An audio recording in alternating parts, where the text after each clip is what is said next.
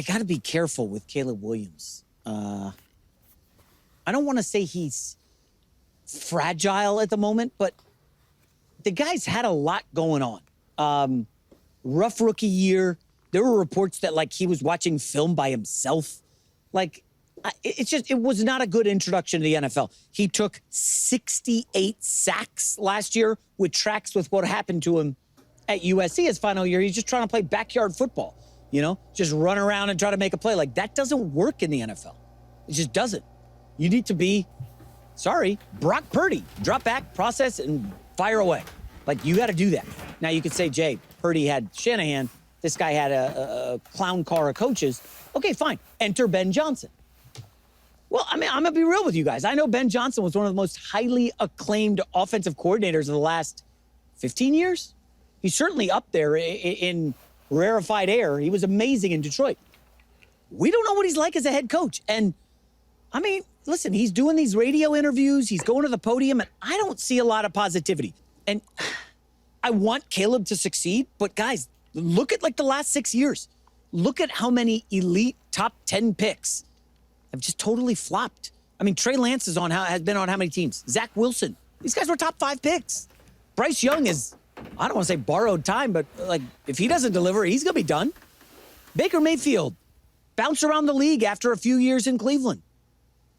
Like, a lot of the top picks don't pan out. Maybe it's not going to be until stop 2. Then you add on this Seth Wickersham book. Seth Wickersham, close to Caleb Williams, did a book on quarterbacks. And none of that stuff sounds good at all. Caleb and his family clearly wanted nothing to do with Chicago. They don't know how to deal with quarterbacks there. They've never had a great quarterback. I mean, I get it. But you add all this stuff up, the pressure of Chicago. Listen, if he was in Jacksonville, nobody cares. There's no media there, no media crush descending. And now you've got a reporter, like an actual guy who covers the team, saying Caleb is in danger of being benched early in the season.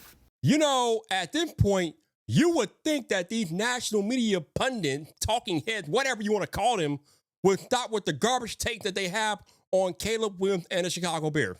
But as evidenced by this video, we're not done yet. So I'm not done yet. Welcome back to Bears Yard. This your boy Vipe. And I've learned that this guy's name is Jason Mcintyre or whatever, and he's the 3rd or 4th string over there at the Cowherd show. When Cowherd takes the day off and they can't find anybody cool, we get Jason Mcintyre. And anytime we get Jason Mcintyre, he has some of the most garbage takes I've ever heard in my life as it relates to sports, and especially the Chicago Bears. So today, he's talking about Caleb Williams being on a short leash. He's talking about Ben Johnson not being happy in his press conferences and interviews. He talked about Caleb Williams and comparing him to quarterbacks like Trey Lance and Zach Wilson, blah, blah, blah. It's all garbage. It's nonsense. Firstly, he talked about Caleb Williams having a bad season, a bad introduction to the NFL. He did correctly highlight that Caleb took 68 sacks. However, most of those sacks were not Caleb's fault, although some of them were. I'm not here to say that Caleb Williams is a perfect quarterback. He's not. But the criticism of him has been so unfair by everybody in the national media that it forces me to make these type of videos to kind of balance the scales of the crazy critiques and criticism that get thrown out there about Caleb Williams. They love talking about how the Bears had a bad season, went 5-12. Caleb Williams took 68 sacks. He held the ball too long, blah, blah, blah. But they never, or I should say they rarely talk about the fact that his head coach and offensive coordinator were both fired in the middle of the season. Not at the end of the season. Oh, no. They were fired in season. A first in Chicago Bears franchise history, by the way, at least especially as it relates to the head coach. The whole coaching staff were fired at the end of the season. The Bears are in a completely different situation now with Ben Johnson than they were last year, but we're still talking about things that happened last year. And then we're talking about preseason clips. They're talking about how Caleb Williams missed all of the throws in the net drill, but glossing over or not even highlighting the fact that he did that net drill again and nailed all the targets. But that one gets completely thrown out the window because that does not fit their narrative. But while you were talking about Caleb taking 68 sacks, while you're talking about him having a bad rookie year, blah, blah, blah, you don't talk about the fact that as a rookie and all of that crazy fire, turmoil, volatile crap that he was thrown into last year, he threw for over 3,500 yards, 20 touchdowns, only 6 interceptions. Actually, as it relates to interceptions, he holds the NFL rookie record for quarterbacks for most pass attempts without an interception thrown. Nobody talks about that. Nobody. Not to mention he holds a bunch of Bears rookie passing records at this point. Not to mention that he had a top 10 all-time rookie quarterback season in the NFL. But nobody talks about any of that because that doesn't make the salacious headlines. That doesn't get the clicks, if you will. But these are the facts. The facts don't care about your feelings, and the facts don't care about your ratings. The facts are simply there. They exist. They cannot be manipulated. They cannot be altered or nothing. The facts are there. You cannot deny the fact that in all that turmoil, he still had a solid, very good rookie season for rookie quarterback in the NFL. Which brings me to now. All of this talk about Caleb Williams having a short leash and how he's looking bad in the preseason, this, that, and the other. Not to mention that he talked about Ben Johnson not being happy in his press conferences. He's a head coach. He's not out here trying to throw pom-poms at Caleb.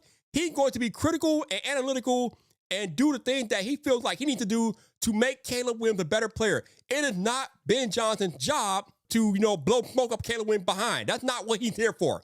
He is here to get the best version of Caleb Williams, and that's what he's going to do. And actually, in the public interviews and podium things that you alluded to, he had praised Caleb Williams. He had been positive when he felt it was appropriate. But he's also been critical and fair. It's not like he's out here just stomping on Caleb Williams' neck. No. He's been very praiseworthy of Caleb when he feels Caleb has improved throughout the offseason and in the offseason program. He said that. I guess you missed that part because, again, it doesn't fit your narrative. But Ben Johnson is a psycho. He is a madman. He is rarely happy. Have you seen him on the football field during a game day? His players don't even want to stand near him on game day of fear being cursed out. That is how intense he is. That is just his natural personality. He is literally the offensive version of Bill Belichick. He is a psycho. He is a madman. And when the lights are on, he is zoned in. He is locked into the game. But Jason wouldn't know that because Jason doesn't really watch anything in detail with the Bears. He just sees the clips on social media and runs to his microphone and spits out hot takes that are garbage.